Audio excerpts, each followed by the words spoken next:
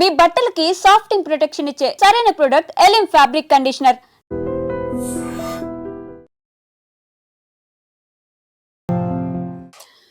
Journalist స్వేచ్ఛ నిన్న రాత్రి తన నివాసంలో ఆత్మహత్యకు పాల్పడింది. జర్నలిజంలో ఉన్నటువంటి వాళ్ళు ఎవరైనా సరే జనరలీ అయితే అంటే న్యూస్ ప్రజెంటేషన్ అనుకోండి, లేకపోతే రకరకాల ఇష్యూస్ని కవర్ చేస్తూ ఉంటాం కాబట్టి మేము చాలా మంది అనలిస్ట్లతోని మాట్లాడతాం, డిఫరెంట్ ఇష్యూస్ని కూడా కవర్ చేస్తూ ఉంటాం కాబట్టి మాకు తెలుసు అంటే ఆ పెయిన్ ఎట్లుంటుంది, పర్సనల్ లైఫ్లో ఫేస్ చేసినప్పుడు దాన్ని ఎంత స్ట్రాంగ్గా ఎదుర్కోవాలి అని ఏదైనా ఇష్యూ బేస్డ్గా మేము మాట్లాడినప్పుడు కూడా చాలా మంది ఎక్స్పర్ట్స్ చెప్పినటువంటివి కూడా ఎక్కడో ఓ చోట వాళ్ళ పర్సనల్ లైఫ్కి కూడా ఆపాదించుకొని ఎస్ మనం కూడా అదే దాంట్లో ఉన్నాం కదా, సో మనం కూడా ఇట్లనే ఆలోచించాలా, ఎక్స్పర్ట్ చెప్పినట్టుగా మనం కూడా దాన్ని తీసుకోవాలా అన్న ఆలోచన ఉంటే మాత్రం నిజంగా ఇప్పుడు ఈ జర్నలిస్ట్ స్వేచ్ఛ ఎవరైతే ఉన్నారో ఇట్లాంటి డిసిషన్ తీసుకొని ఉండేది కాదు. కానీ ఆమె ఫేస్ చేస్తున్నటువంటి పర్సనల్ ఇష్యూస్ అనుకోండి, మనం చూస్తున్నాం నిన్నటి నుంచి కూడా తను సింగిల్ పేరెంట్ యాక్చువల్లీ, అంటే 5 or 6 years బ్యాక్ విడాకులు అయిపోయినాయి హస్బెండ్ తోని. ఇప్పుడు తనకి 13 ఏళ్ల కూతురు కూడా ఉంది, స్కూల్లో చదువుతోంది. అండ్ తిను కూడా ఒక న్యూస్ ఛానల్లో యాజ్ ఎ జర్నలిస్ట్గా వర్క్ చేస్తుంది. గతంలో నేను కూడా ఆమెతో పాటు పనిచేసిన ఒక ఛానల్లో, సో కొంతమేర పరిచయం ఉంది. బట్ అంత క్లోజ్నెస్ ఉండకపోయినా సరే కొంత పరిచయం అయితే ఉంది. Very jovial and very strong ఉంటుండే పర్సన్ కూడా. అండ్ మిగతా జర్నలిస్టులకు సంబంధించిన యాక్టివిటీస్లో కూడా చాలా చురుకుగా ఉంటుండే. అట్లాంటి ఆమె నిన్న ఆత్మహత్య చేసుకుంది అని తెలిసిన తర్వాత మాత్రం నిజంగా బాధ అనిపించింది. ఎందుకంటే 13 ఏళ్ల కూతురుంది, అట్లాగే తను ఒక పర్సన్తో లివింగ్ రిలేషన్లో ఉంటోంది, పాపతో సహా ఆమె ఉంటోంది అన్నటువంటి విషయం తెలిసింది.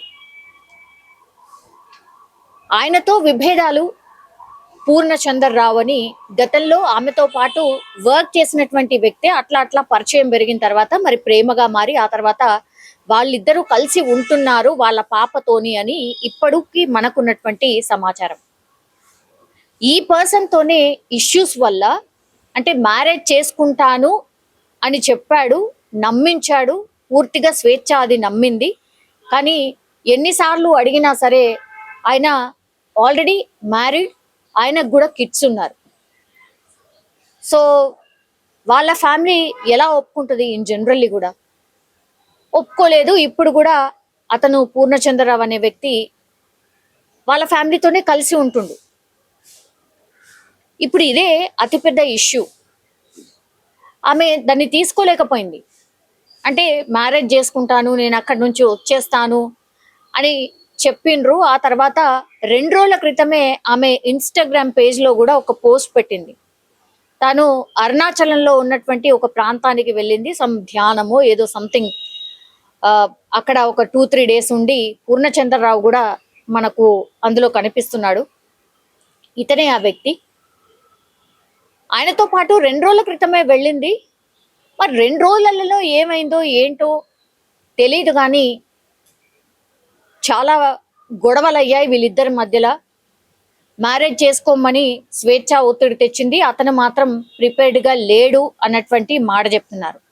సో ఎవరు కూడా ఇట్లా మోసపోకండి, అతని మంచివాడు కాదు అని మేము చెప్పినా కూడా నా బిడ్డ వినలేదు అన్నటువంటి మాట ఇప్పుడు స్వేచ్ఛ వాళ్ళ పేరెంట్స్ చెప్తున్నారు.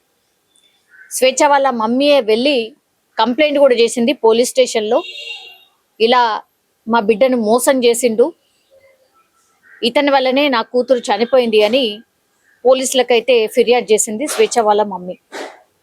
సో ఈ మొత్తం చూసినప్పుడు పర్సనల్ ఇష్యూస్ వల్ల, పర్సనల్గా తను ఫేస్ చేసినటువంటి ఏమంటారు ఆ ఒత్తిడి వల్ల తను తట్టుకోలేక ఇప్పుడు ఆత్మహత్య చేసుకున్నట్టుగా మనకైతే స్పష్టంగా అర్థమవుతోంది. కానీ ఇప్పుడు ఆమె లోపల ఆమె పిక్ ఒకటి బయటకు వచ్చింది. అంటే ఫ్యాన్ కి ఊరేసుకొని బయటకి వచ్చినటువంటి పిక్ ని చూసినప్పుడు మాత్రం కొన్ని అనుమానాలు కూడా వ్యక్తం చేస్తున్నారు వాళ్ళ ఫ్యామిలీ మెంబర్స్. ఎవరైనా చంపారా, ఏదైనా కుట్ర జరిగిందా ఏంటా అని అనుమానాలు వ్యక్తం చేస్తున్నారు. ఎందుకంటే ఫ్యాన్ కి ఉరి వేసుకున్న తర్వాత ఆమె కాళ్ళు ఏవైతే ఉన్నాయో అవి బెడ్ కి ఆనుకొని ఉన్నాయి. సో బెడ్ కి ఆనుకొని ఉన్నటువంటి ఆమె ఎట్లా చనిపోతది అనేది కూడా వీళ్ళు సస్పెక్ట్ చేస్తున్నారు. అట్లాగే ఇంట్లో కొన్ని వస్తువులు చిందరవందరగా పడి ఉన్నాయి. ఇందులో కుట్ర కోణం ఏమన్నా ఉందా, ఎవరైనా హత్య చేసి ఆత్మహత్యగా చిత్రీకరించే ప్రయత్నం చేస్తున్నారా? మాకున్నటువంటి డౌట్ ఏంటంటే ఈ పూర్ణచంద్రరావే ఏదైనా చేసుంటాడా అనేది మా డౌట్. కాబట్టి పోలీసులు ఇన్వెస్టిగేషన్ చెయ్యండి అంటూ చిక్కడపల్లి పోలీసులు ఇన్వెస్టిగేషన్ చేస్తున్నారు. ఎందుకంటే ఆమె నివాసం కూడా అక్కడే కాబట్టి చిక్కడపల్లి పోలీసులకు ఫిర్యాదు అయితే చేసిండ్రు. ఇప్పుడు ప్రస్తుతం అయితే గాంధీ హాస్పిటల్లో ఆమె పోస్ట్ మార్టం అయిన తర్వాత అంత్యక్రియలు కూడా ఇక్కడే నిర్వహించే అవకాశం అయితే కనిపిస్తోంది.